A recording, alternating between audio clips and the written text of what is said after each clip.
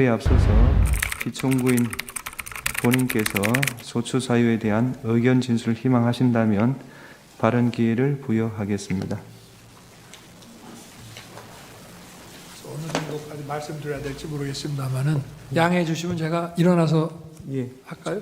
좋으실 대로 하십시오. 그러면 마이크가 이러니까 제가 앉아서 하겠습니다. 편하실 대로 하십시오.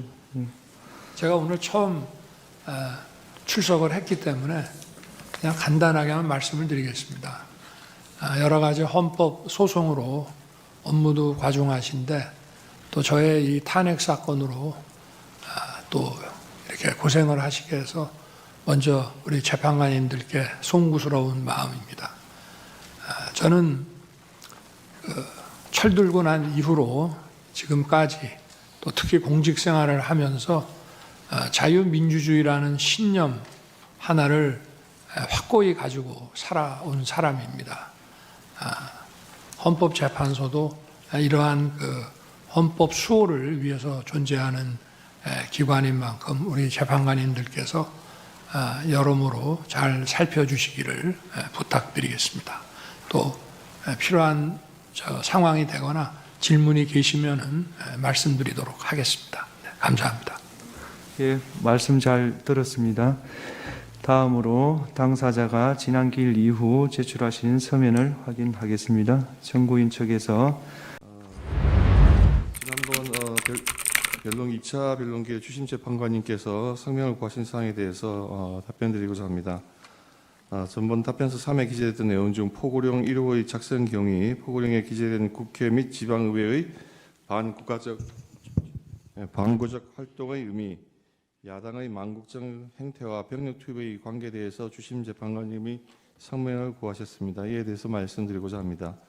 포고령 제1호와 관련해서 저희가 답변서 3에 실제로 그때 2024년 12월 3일 밤 11시경에 비상계엄이 발령되었고 같은 날 23시 28분 계엄사령관의 포고령 제1호가 선포되었는데 포고령 제1호는 국방부 장관 김용현이 국회 해산권이 존재하였던 예전의 군사정권 시절 계엄 예문을 그대로 필사하여 작성한 것을 피청구인이 몇 자 수정한 것이었습니다. 그 기재 내용의 의미에 대해서 말씀드리겠습니다.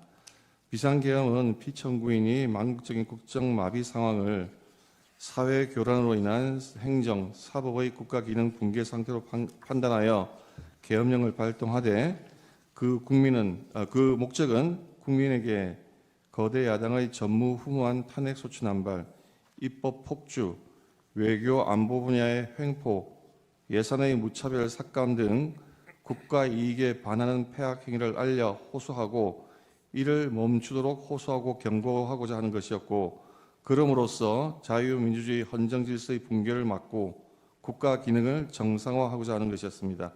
이에 따라 포고령은 계엄의 형식을 갖추기 위한 것이고 그 집행의 의사가 없었고 상위법과 저촉 소지가 있어서 집행할 수도 없는 것이었습니다.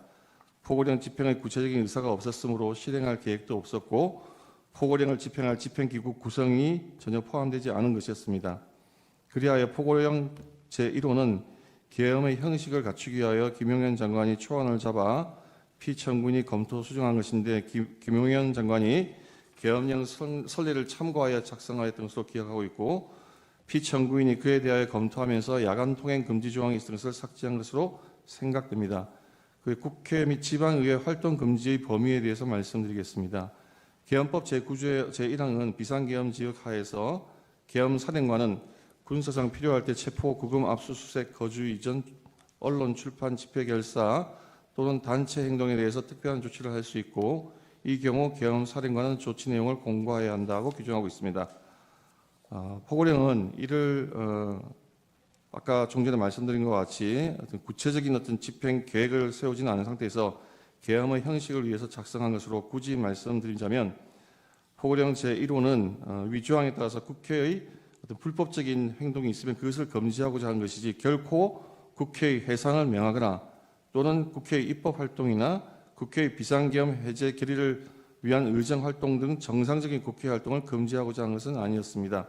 실제 국회는 아무런 방해 없이 평화적으로 비상계엄 해제 결의를 하였고 피청구인은 이에 따라서 비상계엄을 해제하였습니다. 포고령 제1호에 있는 반국가적 행위의 의미는 국가 안보 측면만을 말하는 것이 아니라 국익을 행하여 나라의 위기를 초래하는 일체의 행위를 포함하는 포괄적인 개념으로 사용한 것입니다. 구체적인 예를 들면 거대 야당이 북한이나 중국의 입장에 동조하여 국가의 안보에 위해를 초래하는 외국인의 간첩 행위를 처벌하는 법률 개정을 반대하는 행위, 국가 안전 확보를 위해 하는 각종 법률을 제정하거나 또는 안보를 위한 규정의 폐지 행위, 국가 안보를 제외하는 외교 안보 정책, 국가 안보 예산 삭감을 통해 국방력 약화 기도, 기타 에너지 안보 위협하는 행위 등을 들 수 있습니다. 그 구체적인 예를 들면 야당의 간첩죄 규정 개정 반대로 인해서 국가 안보나 국가 핵심 산업 기술 유출을 방지하는 것에 심각한 차질을 빚고 있습니다. 2024년 6월 중국인 3명이 최소 2년 이상 드론으로 부산에 정박 중인 미국 항공모함 등 군사시설 사진을 500여 장 촬영한 사건, 정보사 블랙이온 명단이 중국에 유출되었으나 유출 상대방이 중국인이어서 처벌하지 못한 사건 등은 그 좋은 예입니다.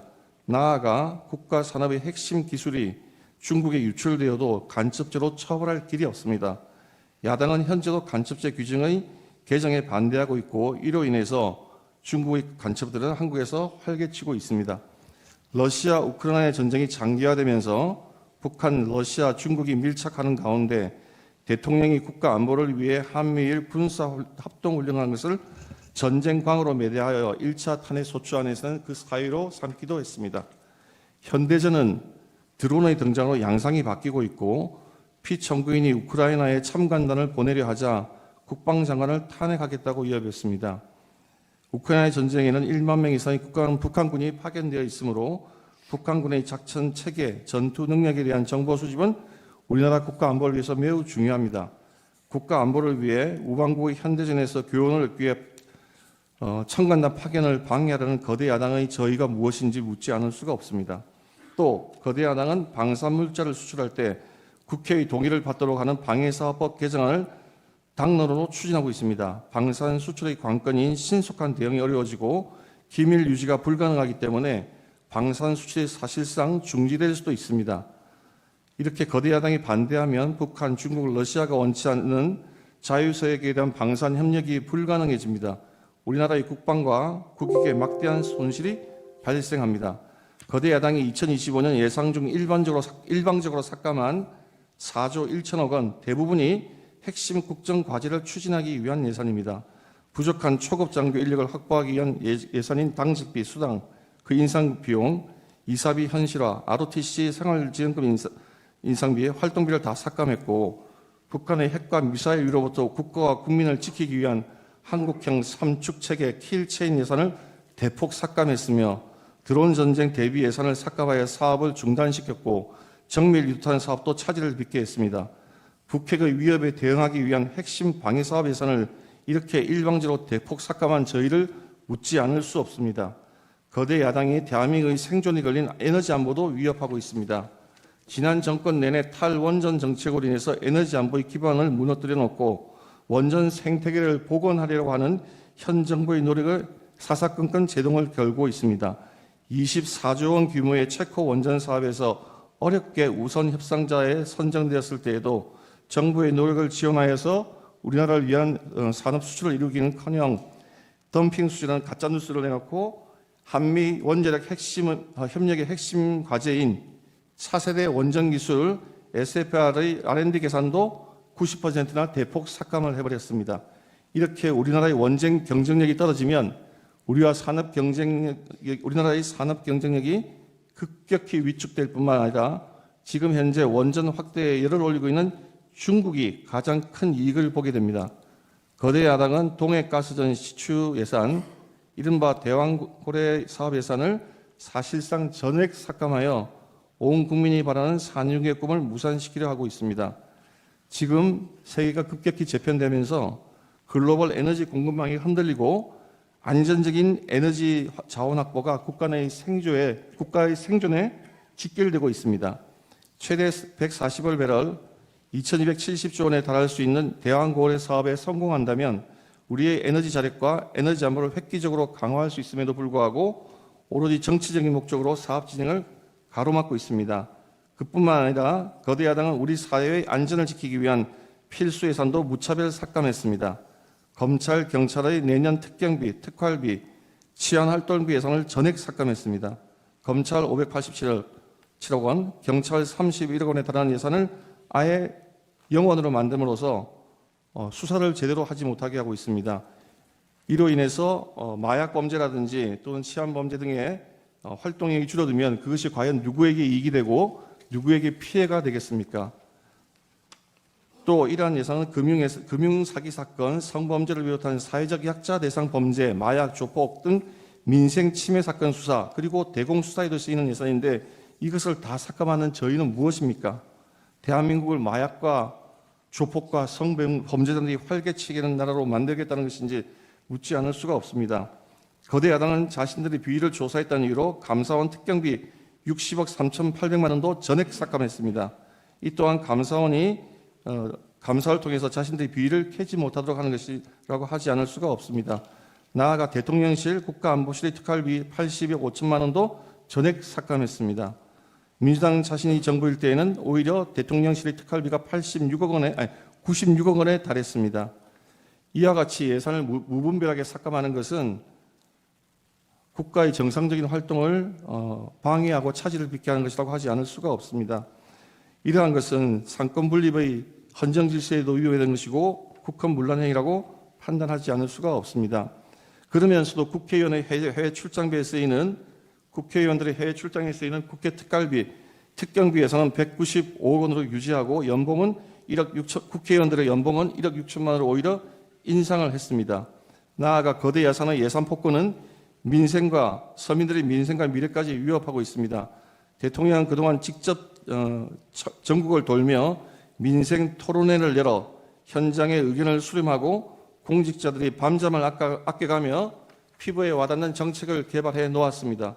그러나 거대 야당의 무자비한 핵심 예산 삭감으로 많은 사업이 중단될 위기에 처해 있습니다. 기초과학연구, 양자 반도체 산업, 바이오 산업 등 미래 성장 동력이 될 산업의 예산을 대폭 삭감했습니다. 산업 생태계 조성을 위한 혁신 성장 펀드, 강소기업 육성 예산도 삭감했습니다.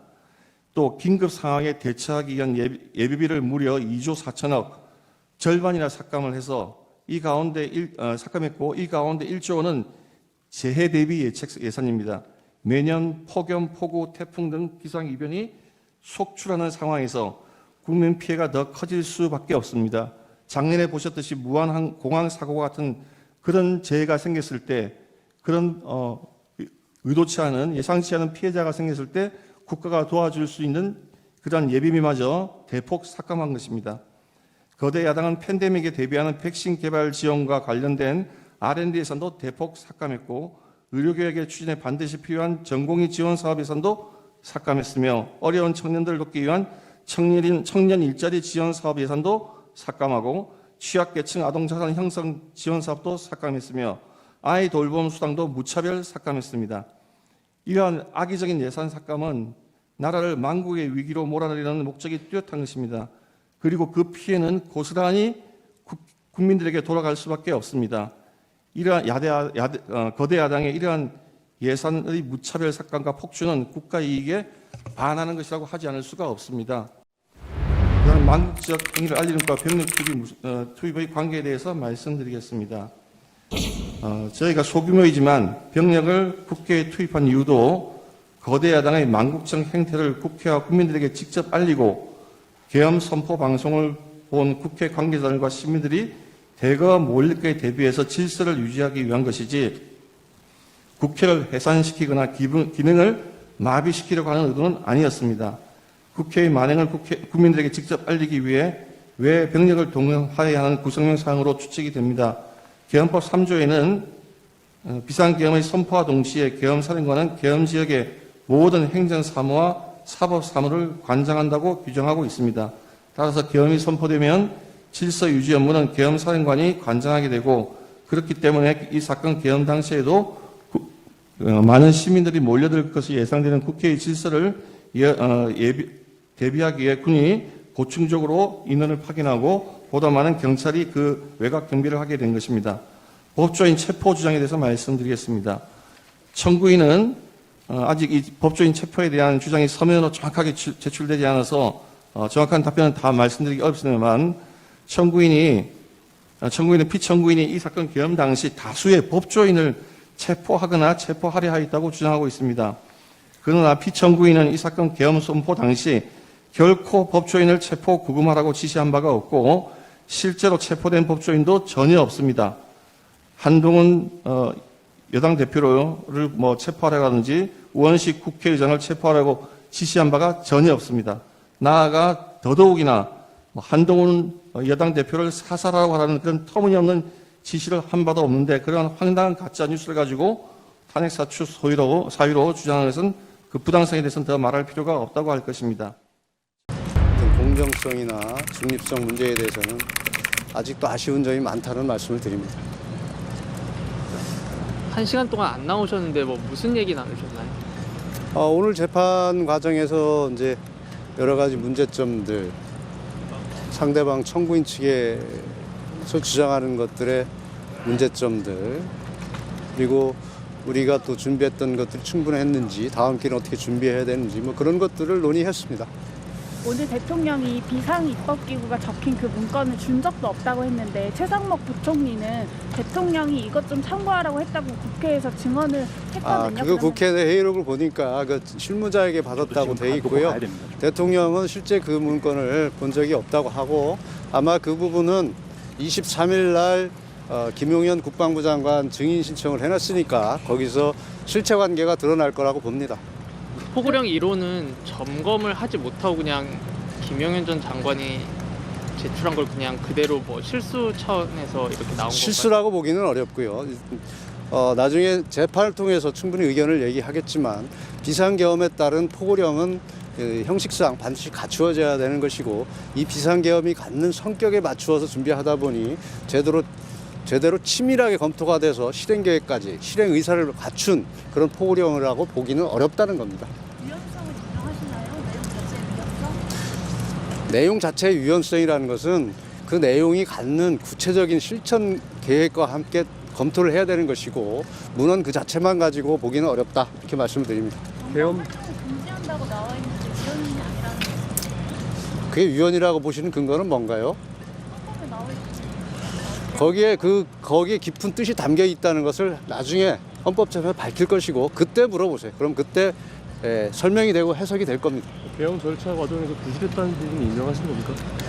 계엄 절차의 부실 부분도 재판 과정에서 충분히 설명을 할 것이고 그 부분에서 일부 오해가 있는 부분도 이제 해결이 될 거라고 생각을 합니다. 선관위는 스크리닝 차원에서 뭐 지시를 했다고 하는데 뭐 실제로 문제가 있으면 뭐 수사기관에서 수사를 의뢰할 수 있는데 왜 그런 식으로 하시려고 하셨나요? 선거 관련해서는 선거 관리 시스템이 제대로 작동되는지에 대한 여러 가지 점검이 있었는데 거기에 많은 문제점이 있다는 게 밝혀진 것이고 그리고 선거 부정선거냐 선거 부정이냐 하는 데서도 너무나 오랫동안 많은 논란이 있었습니다. 그런데 그것이 제대로 해결이 되지 않고 해소가 되지 않고 지속적으로 문제가 제기되고 있으니 차제에 점검을 해서 이런 국론 분열도 막고 선거라는 것이 어떤 민주주의의 근간을 이루는 제도 아니겠습니까? 그래서 공정성을 확보한다는 차원에서 대통령 입장에서는 해결하고 싶었고 그것의 방안으로 점검을 하려고 했던 것뿐입니다. 근데 꼭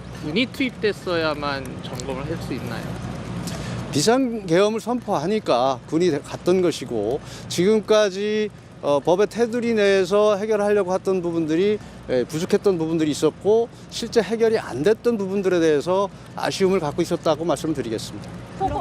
포고령 관련해서 김용현 장관은 본인은 초안만 쓰고 대통령이 법정까지 찾아보면서 검토했다고 하는데 그러면 그거는 나중에 내가 처음 듣는 얘기인데 그 다음 증인신문에서 밝혀질 겁니다.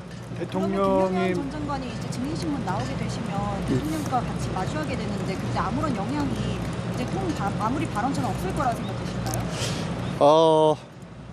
대통령도 대통령이지만 김용현 장관도 국방부 장관을 할 정도의 인물입니다. 그리고 계엄에 어떤 깊숙이 개입했던 장관의 입장에서 아무리 대통령의 앞이라도 소신껏 발언할 수 있는 그런 인물이라고 저는 평가를 합니다. 대통령이 많이 이렇게 좀 피곤해 보이시고 수척해 보였는데 건강이나 정신적인 그런 부분에서 어떤 어려움이나 이런 건 건강상 이상 같은 건 없으신가요? 제가 듣기로는 뭐 특이하게 건강에 뭐 이상이 있는 건 잘 모르겠고, 어찌됐든 무슨 많은 환경의 변화와 대통령으로서 겪고 있는 여러 가지 어려운 점들 때문에 심적으로야 많은 갈등과 어려움이 있지 않겠습니까? 그거는 뭐 당연한 거라고 생각을 하고 있습니다. 8차 변론기일까지 윤 대통령 다 직접 참석하시는 걸로 결론이 났을까요? 지금 당장은 지금 현재로서는 가능하면 출석하신다는 것이고, 특별한 변수가 없으면 아마 출석을 하실 겁니다. 이상훈 의원실 체포 지시 없었다고 하셨는데 이재명 대표에 대한 체포 지시는 없었습니다. 비상 입법기구 대통령이 전혀 검토하신 바가 없으신가요? 예, 없습니다. 어제 구수처가 들어가서 구치소에서 어떤 일이 있었는지 말씀. 예? 어제 구치소에 구수처가 갔었잖아요. 예. 같이 상황도 혹시 설명해 주실 수 있나요? 아까 나오면서 말씀해 주셨나요? 구치소 상황은 변호인 접견 중에 공수처에서 나왔던 것이고, 변호인 접견 문제 때문에 이제 얘기가 안 되는 상황이었고, 특히 구치소는 구속영장이 발부돼서 집행이 됐습니다. 그럼 구금 장소가 서울 구치소인 것이고, 모든 권한은 구치소가 가지고 있습니다. 그래서 공수처에서 함부로 거기에 와서 인치를 할 수 있는 그런 권한이 있을 수 없습니다. 그 과정 속에서 제대로 집행이 안 된 걸로 알고 있습니다. 앞으로도 조사에 응하지 않을 생각이신 건가요? 앞으로 조사 과정은 방법에 대해서는 한번 생각을 해보겠지만, 현재와 같은 상태로는 진행이 어렵다고 봅니다. 공수처가 검찰로 사건 이첩할 수도 검찰로 송치되면, 이첩되면 그때 또 상황을 보고 말씀드리겠습니다.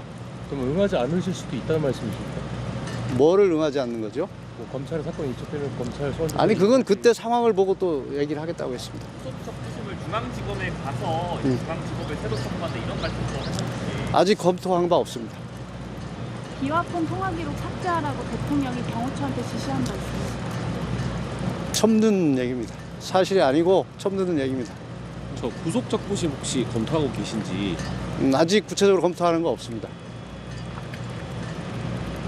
퇴근이라고 하셨는데 그러면 통관이 바깥의 행동이라는 것을 하시는 겁니까? 지금 저를 신문하시는 겁니까? 법 테두리 내에서 다 이루어진 것이라고 말씀드렸습니다. 서신 교류 금지 같은 것이 나왔는데요. 예, 그게 예. 일반적이라고 볼 수 있습니다. 그것은 정말 있어서는 안 될 일이라고 생각을 합니다. 서신 금지나 이런 것들은 증거인멸의 우려라고 이제 발표를 했고, 실제 그런 경우에 이루어지는 것인데, 이 경우는 거기에 해당이 되지도 않고, 더군다나 아무리 그 대통령 직무가 정지돼 있지만 현직 대통령입니다. 거기서 증거인멸 우려가 있다는 어떤 확정적인 증거도 없이 서신 금지를 하는 것은 정말 반인권적인 행위라고 생각을 합니다. 근데 이전까지는 검찰 수사에는 다음으로 피청구인에 대한 신문을 하겠습니다. 피청구인 본인께서는 그 자리에 계시면 되겠고요. 질문사항은 2개밖에 없습니다. 피청구인에게 진술 거부권을 고지해 드립니다. 질문 전체에 대해서 또는 개개의 질문에 대해서 진술을 거부할 수 있습니다. 오늘 피청구인 신문이 예정돼 있지 않았던 상황으로 알고 있는데요. 제가 지난밤에 오늘 발언 기회를 줄 수 있느냐 협의할 때 분명히 말씀드렸습니다. 재판장께서 하시면 제가 2가지만 아는 대로 묻겠습니다. 말씀을 드리겠습니다. 네네. 첫 번째 질문은 국가 비상 입법기구 관련 예산을 편성하라는 쪽지를 기획재정부 장관에게 준 적이 있으십니까? 저는 이걸 준 적도 없고, 그리고 나중에 이런 계엄을 해제한 후에 한참 있다가 정부인 측에서 서정 요지와 영상 재생하십시오. 우선 반대신문 기회가 부여되지 않은 진술에 대해서 피청구인 측이 소개 진술을 한 것에 대해서 이후 우리 심판 과정에서 상세하게 반박이 이루어질 예정이겠습니다만은, 우선 짧게 말씀드리면은 청구인 측은 대통령의 헌법상 권한으로 헌법에 기재된 비상계엄에 대해서 내란몰이로 수사를 하면서 며칠 뒤인 7일, 8일에 전격적으로 구속이 이루어지고, 모두가 이런 상황에서 무서워하면서 책임 전가를 하고 있는 상황 속에서 진술이 이루어진 것들을 지금 보이고 있다고 하겠습니다. 이런 뒤집힌 상황은 문제된 계엄이 과거의 통념과 같은 그런 정식의 계엄이 아니라는 것을 오히려 보여준다고 하겠습니다. 기타 영상에서 분절적인 부분이라든지 문제점에 대해서는 차후 상세히 말씀드리도록 하겠습니다. 오늘 피청구인 측의 PPT를 사용하여 서중 중 일부에 대한 요지를 진술하도록 하겠습니다. 을 제1호증의 1은 2024년 10월 국정원이 발표한 선관위 투개표 시스템 보안점검 결과에 관한 것입니다. 2023년입니다. 죄송합니다. 보안점검 결과 해킹을 통해 유권자 등록과 투표 여부를 관리하는 통합 선거인 명부 시스템의 내용을 변경할 수 있었고 투표관리관 도장의 이미지를 절취하여 실제 사전투표 용지와 동일한 투표지를 얼마든지 만들어낼 수 있었습니다. 을 제4호증은 법원이 연수을 선거무효소송 변호사들에게 준 통합선거인 명부 사본입니다. 이 사본에는 선거인의 성명과 주소가 삭제되어 명부상의 투표자가 실제로 투표했는지 여부를 전혀 확인, 검증할 수 없도록 되어 있습니다. 하지만 대법원은 판결문에서 원고가 선거인 명부를 열람했으니 실제 투표 여부를 확인할 수 있었을 텐데 아무런 주장과 증명도 없다고 했습니다. 도장 파일을 절취하여 위조 투표지를 쉽게 만들 수 있다는 점 앞서 말씀드렸습니다. 을 제3호증의 4 및 19는 제21대 총선 재검표 현장 등에서 촬영된 투표지들의 사진입니다. 총 6곳에서 실시된 재검표 현장 등에서 신권 다발처럼 빳빳한 투표지 묶음들이 수없이 나타났습니다. 정상적으로 기표한 후 접어서 투표함에 넣어 뒤섞인 투표지들이라고 전혀 볼 수 없이 인쇄소에서 재단되어 바로 옮겨진 것 같은 모양이었습니다. 을제 3호증의 4는 선관위가 홈페이지에 게시했던 영상물을 캡처한 사진입니다. 선관위는 개표장이나 재검표장에 신권 다발처럼 빳빳한 투표지가 나온 이유로 원상태로 회복하는 기능을 가진 특수 재질 종이를 사용했기 때문이라는 영상을 올렸다가 내렸는데 투표용지를 감정한 전문가는 그런 종이는 세상에 없습니다라고 증언한 바 있습니다. 그런데도 선관위는 다시 원상 복원 기능이 있는 종이라는 영상을 새로 올렸다가 비상계엄 이후 삭제하였습니다.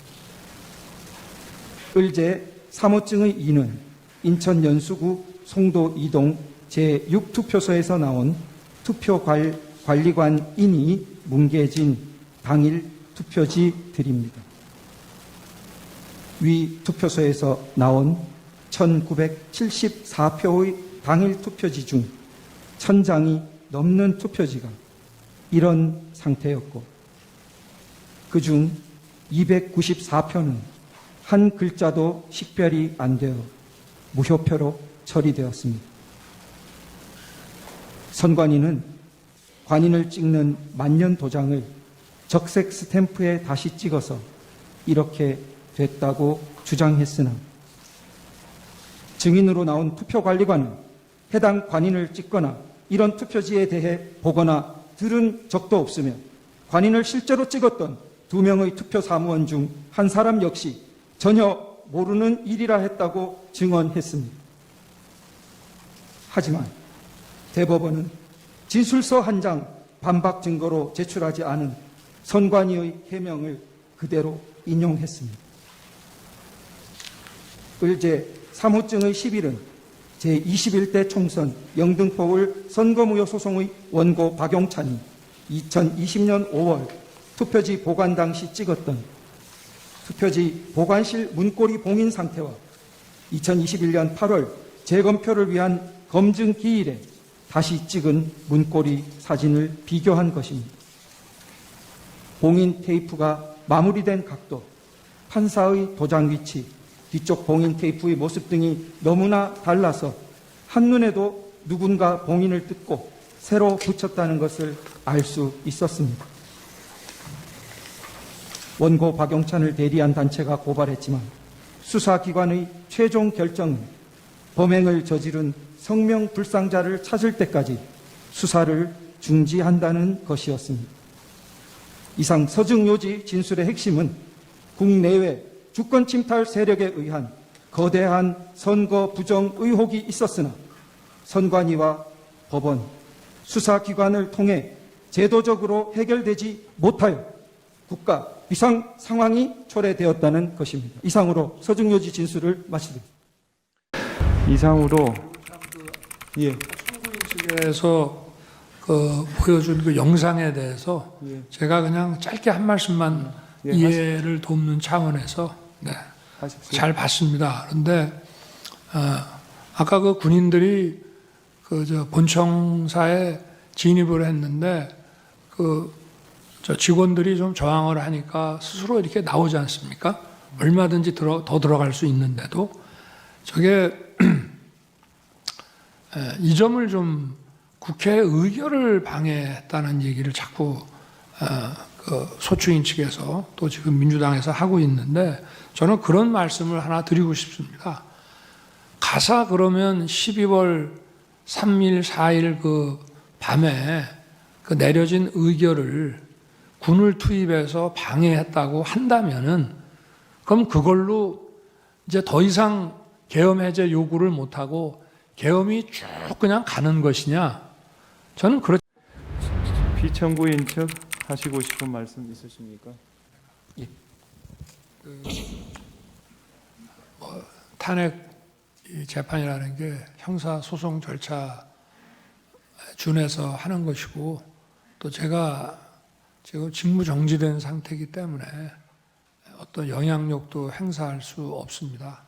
그리고 이 사건 내용을 제일 잘 아는 사람은 바로 피청구인인 대통령 저 자신입니다. 그래서 그런 주장은 좀 이해가 좀 안 되고요. 아까도 이런 부정선거 의혹이 음모론이라고 하시고 계엄을 정당화하기 위한 거라고 사후에 만든 논리라고 하셨는데 이미 계엄을 선포하기 전에 이런 여러 가지 어떤 선거의 공정성에 대한 신뢰에 좀 의문이 드는 것들이 많이 있었고 또 2023년 10월 국정원의 선관위 전산 장비의 아주 극히 일부를 점검한 결과 문제가 많이 있었기 때문에 부정선거 자체를 색출하라는 것이 아니라 선관위의 전산 시스템을 전반적으로 스크린할 수 있으면 해봐라. 어떤 장비들이 있고 어떤 시스템에 의해서 가동이 되는지 그런 것이기 때문에 저희가 무슨 선거가 전부 부정이어서 믿을 수 없다 하는 그런 음모론을 제기하는 것이 아니라 팩트를 확인하자는 그런 차원이었다는 점을 이해해 주시기 바랍니다. 네, 말씀 잘 들었습니다.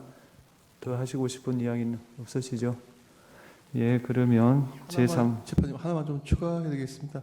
지금 아까 우리 청구인께서 그 당시 집권 여당이 대통령 하에서 치러진 우리 지금 피청구인이 대통령이 지휘해서 치러진 선거에 대해서 부정이 없고 책임은 이쪽에 대통령이 있다고 말씀하셨는데 조만간 이번 취임한 트럼프 대통령이 2020년 미국 대통령 선거가 그 당시 트럼프가 재임 기간 중인데 그때의 선거 부정에 대해서 조만간 미국에서도 미국 스스로의 어떤 조사 결과가 나올 겁니다. 그러니까 그게 꼭 대통령이라고 해서 독립적인 선거가 이루어지고 있는 선거관리기구에 대해서 모든 걸 다 통제하는 건 아니기 때문에 어떤 문제점은 발생할 수 있고 국민들은 거기에 대해서 많은 의구심이 있고 지난 4년간 이런 것들에 의혹이 제기되고 있고 더군다나 국정원 보안 서버 점검 결과 문제가 있다고 했기 때문에 대통령으로서는 그 문제를 점검을 하고자 하는 것일 뿐이지 저희 피청구인 대통령께서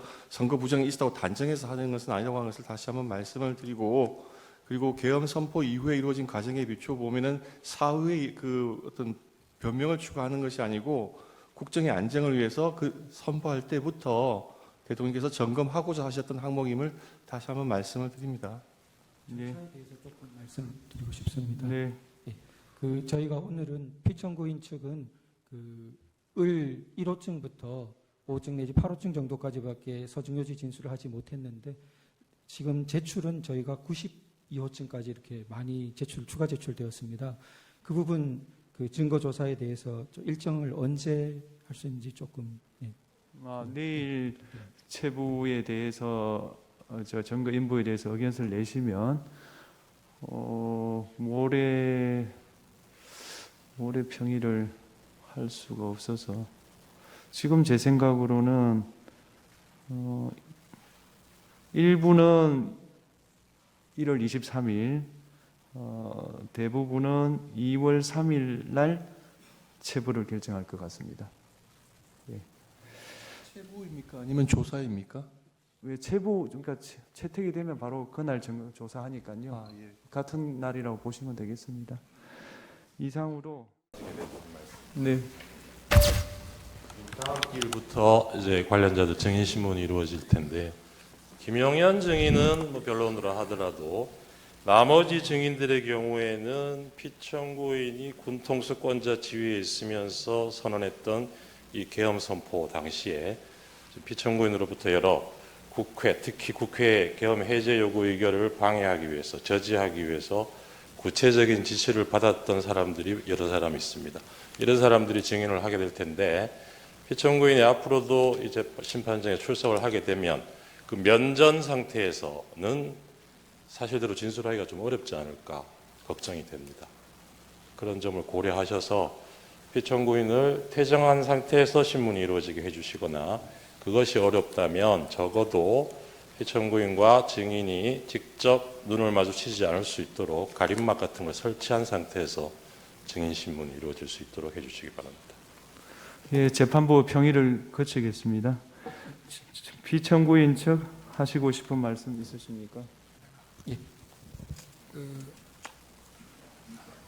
탄핵 재판이라는 게 형사 소송 절차 준해서 하는 것이고 또 제가 지금 직무 정지된 상태이기 때문에 어떤 영향력도 행사할 수 없습니다.